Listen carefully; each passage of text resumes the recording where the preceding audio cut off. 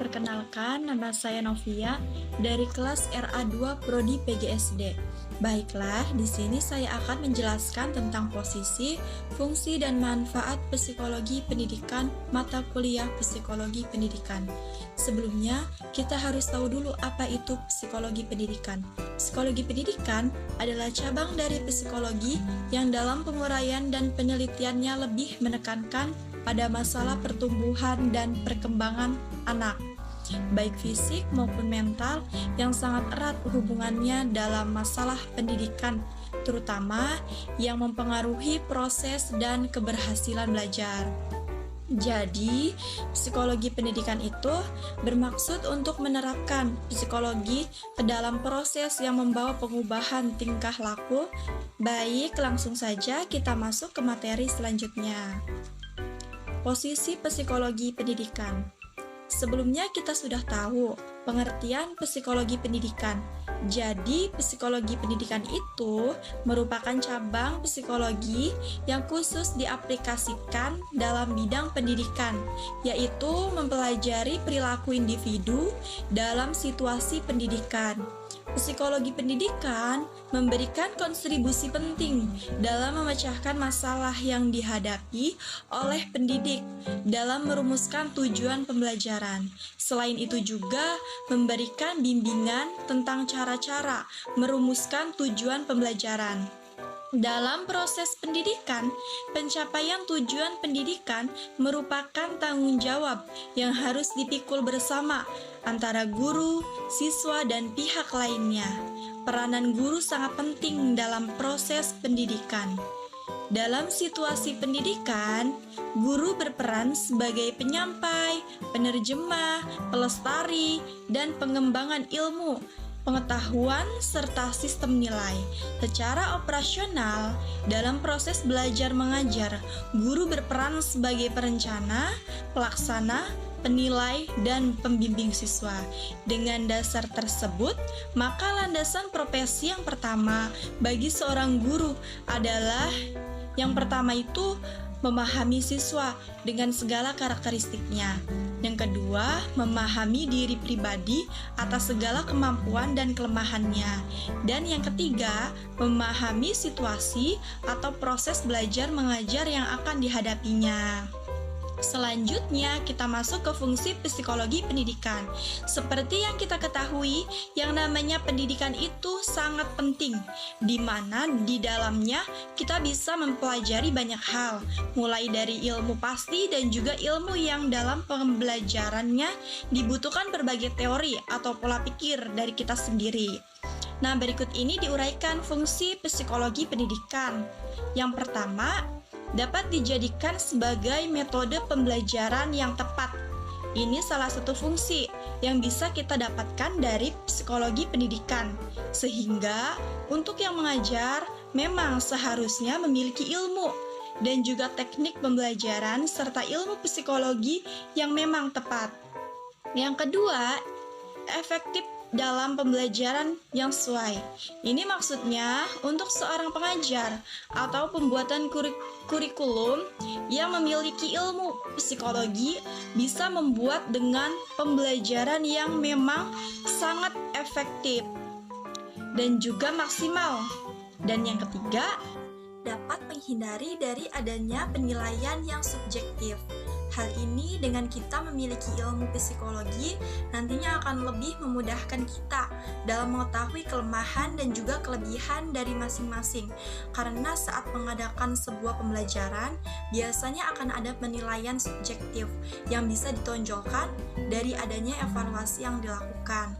Sehingga dengan kita mempelajari ilmu psikologi, artinya bisa lebih mengetahui kemampuan dari yang kita ajar dan akan menghindari dari adanya penilaian yang subjektif.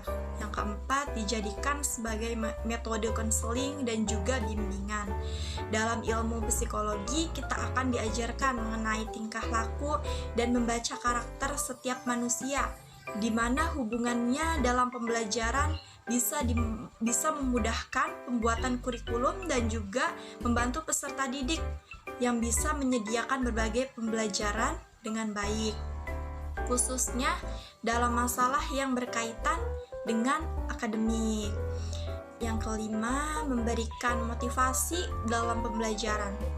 Jadi salah satu fungsi lain yang bisa kita dapatkan dalam pembelajaran adalah bisa lebih paham dan juga memberikan motivasi yang tepat dalam pemberian motivasi belajar tersebut.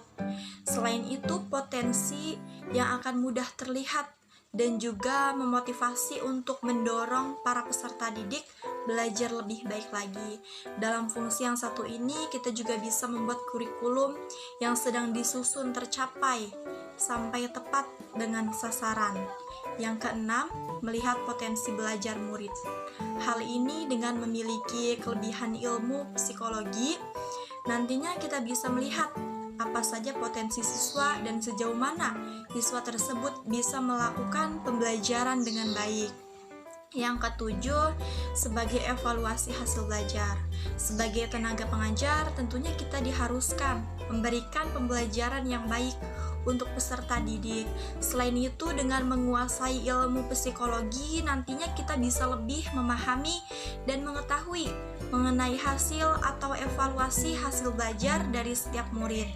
Kemampuan siswa dalam hal ini juga dapat dicapai dan juga diketahui dengan baik, sehingga pemahaman dalam pembelajaran bisa kita dapatkan pada akhir.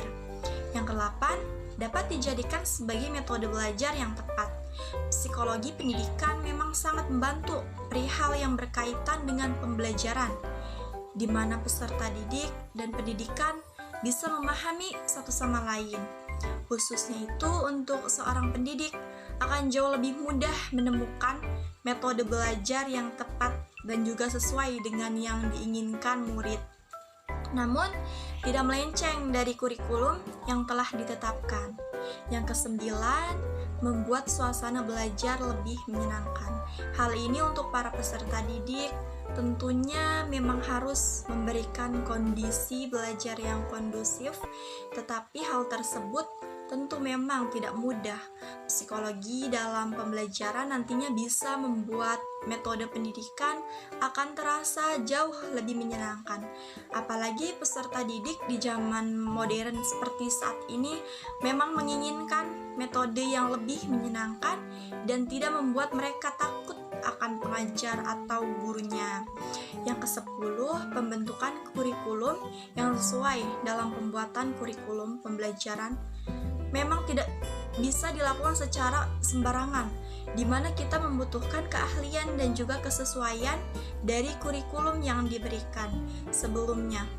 Dengan memiliki kemampuan ilmu psikologi yang baik, nantinya kita bisa memiliki kemampuan untuk membentuk sebuah kurikulum yang tepat dan juga memiliki kesesuaian dengan kurikulum yang sebelum dibuat, sehingga fungsi psikologi dalam manajemen kurikulum bisa didapatkan dengan tepat.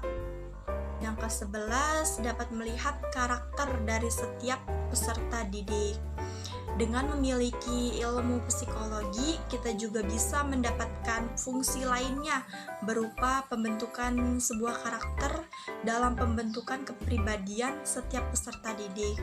Contohnya saja dari setiap peserta didik memang biasanya memiliki karakter yang berbeda-beda, sehingga untuk masalah fungsi psikologi dalam pembelajaran yang satu ini memang sangat penting dimiliki setiap pengajar. Nah, pembahasan selanjutnya yaitu manfaat psikologi pendidikan. Di sini ada dua bagian manfaat. Yang pertama, manfaat psikologi pendidikan bagi anak, dan yang kedua, manfaat psikologi pendidikan bagi guru dan calon guru. Kita bahas bagian yang pertama yaitu manfaat psikologi pendidikan bagi anak. Yang pertama, membentuk dasar kepribadian dan karakter anak. Setiap pengalaman yang anak lakukan akan tumbuh menjadi kepribadian serta karakter anak. Hal inilah mengapa faktor lingkungan bermain anak akan menjadi faktor utama baik buruknya kepribadian saat dewasa nanti. Oleh karena itu, sangat dibutuhkan suatu psikologi pendidikan untuk anak. Yang kedua, menumbuhkan kreativitas dan imajinasi. Segala bentuk psikologi pendidikan yang didapatkan anak sedini mungkin akan menjadi bahan untuk diolah dan dikembangkan menjadi suatu kreativitas dan imajinasi. Semakin cepat seorang anak mendapatkan psikologi pendidikan, akan membantu tumbuh kembang kreativitas anak. Yang ketiga, mengajarkan disiplin dan mengikuti aturan. Anak selalu belajar dari lingkungan sekitarnya. Dengan mengajarkan aturan-aturan yang baik serta kedisiplinan, maka akan membiasakan anak tumbuh dengan mengikuti aturan dan disiplin. Yang keempat, membiasakan kegiatan terstruktur. Membiasakan anak dengan rutinitas dan kegiatan terstruktur sangatlah baik. Cara mudah dan menyenangkan mengajarkan hal tersebut dapat dilakukan dengan metode bermain. Contohnya itu seperti bermain puzzle. Yang kelima, mengajarkan menyelesaikan masalah. Dengan memberikan psikologi pendidikan sejak dini, maka seorang anak bisa belajar untuk berpikir dengan efektif sekaligus mencari solusi terbaik dalam menghadapi setiap masalah yang akan terjadi. Selanjutnya, peran dari psikologi pendidikan ini adalah untuk melatih anak agar bisa lebih peka pada setiap masalah sekaligus bisa berpikir kreatif untuk mencari jalan keluar dari masalah tersebut. Yang keenam, mengatasi kesulitan belajar. Dengan mendapatkan psikologi pendidikan saat usia dini atau melatih anak dalam menghadapi masalah, sehingga pada saat anak mulai masuk sekolah, anak itu akan terbiasa menghadapi pembelajaran yang nantinya dapat mengurangi kesulitan dalam belajar. Dan yang ketujuh, meningkatkan prestasi dan motivasi belajar. Ilmu psikologi pendidikan nantinya bisa memberi penjelasan mengapa seorang anak bisa memiliki prestasi akademik yang kurang dan juga motivasi belajar yang terbilang rendah. Selain itu, psikologi pendidikan juga bisa memberi jawaban sekaligus penanganan tepat untuk masalah prestasi dan motivasi belajar yang rendah kepada anak, sehingga bisa diatasi sejak ia masih kecil. Selanjutnya, manfaat psikologi pendidikan bagi guru dan calon guru. Manfaat ini dibagi lagi menjadi dua aspek. Yang pertama itu untuk mempelajari situasi dalam proses pembelajaran. Ini terdiri dari yang pertama itu memahami perbedaan individu peserta didik. Jadi seorang guru itu harus berhadapan dengan sekelompok siswa di dalam kelas dengan hati-hati. Kenapa? Karena karakteristik masing-masing siswa berbeda-beda. Oleh karena itu sangat penting untuk memahami perbedaan karakteristik siswa tersebut pada berbagai tingkat pertumbuhan dan perkembangan guna menciptakan proses pembelajaran yang efektif dan efisien. Psikologi pendidikan dapat membantu guru dan calon guru dalam memahami perbedaan karakteristik siswa tersebut. Penciptaan iklim belajar yang kondusif di dalam kelas, pemahaman yang baik tentang ruang kelas yang digunakan dalam proses pembelajaran sangat membantu guru untuk menyampaikan materi kepada siswa secara efektif. Iklim pembelajaran yang kondusif harus bisa diciptakan oleh guru sehingga proses belajar mengajar bisa berjalan efektif. Dan yang ketiga, pemilihan strategi dan metode pembelajaran. Metode pembelajaran didasarkan pada karakteristik perkembangan siswa. Psikologi pendidikan dapat membantu guru dalam menentukan strategi atau metode pembelajaran yang tepat dan sesuai dan mampu mengaitkannya dengan karakteristik dan keunikan individu, jenis belajar dan gaya belajar, dan tingkat perkembangan yang sedang dialami peserta didik. Yang keempat, memberikan bimbingan kepada peserta didik. Jadi seorang guru itu harus memainkan peran yang berbeda di sekolah, tidak hanya dalam pelaksanaan pembelajaran, tetapi juga berperan sebagai pembimbing bagi peserta didik. Bimbingan adalah jenis bantuan kepada siswa untuk memecahkan masalah yang mereka hadapi. Pengetahuan tentang psikologi pendidikan memungkinkan guru untuk memberikan bimbingan pendidikan dan kejujuran yang diperlukan untuk siswa pada tingkat usia yang berbeda-beda. Yang kelima, mengevaluasi hasil pembelajaran. Jadi, guru itu harus melakukan dua kegiatan penting di dalam kelas, seperti mengajar dan mengevaluasi. Evaluasi membantu dalam mengukur hasil belajar siswa. Jadi, psikologi pendidikan dapat membantu guru dan calon guru dalam mengembangkan evaluasi pembelajaran siswa yang lebih adil, baik dalam teknik evaluasi, pemenuhan prinsip-prinsip evaluasi, maupun menentukan hasil-hasil evaluasi. Dari kedua, penggunaan media pembelajaran.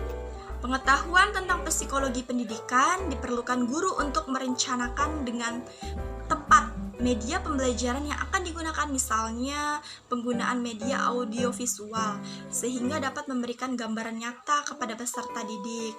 Yang ketiga, penyusunan jadwal pelajaran. Jadwal pelajaran juga harus disusun berdasarkan kondisi psikologi peserta didik, misalnya mata pelajaran yang dianggap sulit bagi siswa seperti matematika ditempatkan di awal pembelajaran, di mana kondisi siswa masih segar dan semangat dalam menerima materi pelajaran. Mungkin itu saja yang dapat saya sampaikan. Kurang lebihnya mohon maaf. Wassalamualaikum warahmatullahi wabarakatuh.